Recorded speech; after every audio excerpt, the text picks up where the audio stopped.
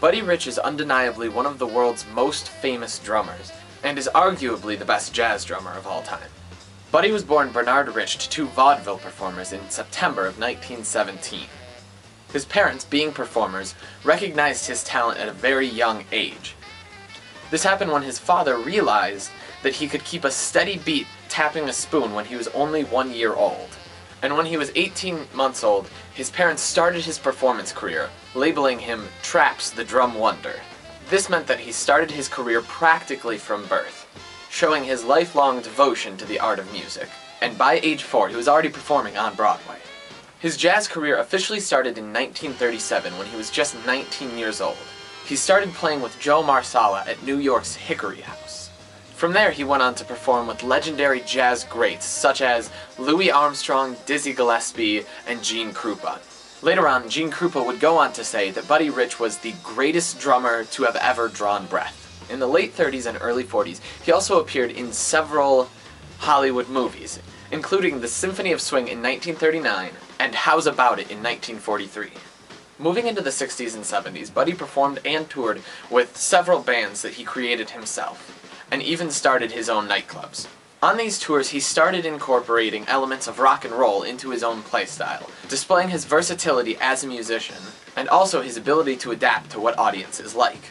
Throughout his career, he guest starred on many talk shows, including The Tonight Show with Johnny Carson, and more famously The Muppet Show, engaging in a drum battle with the Muppet Band's own Animal.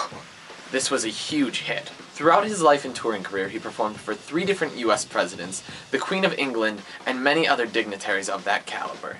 Sadly, Buddy died in 1987 of heart failure, following an operation to remove a malignant brain tumor. At his funeral, his longtime friend Frank Sinatra gave the eulogy. Buddy Rich revolutionized the world of jazz drumming. Buddy was famous for his explosive drum solos, which often lasted upwards of 10 minutes, and sometimes even throughout entire songs.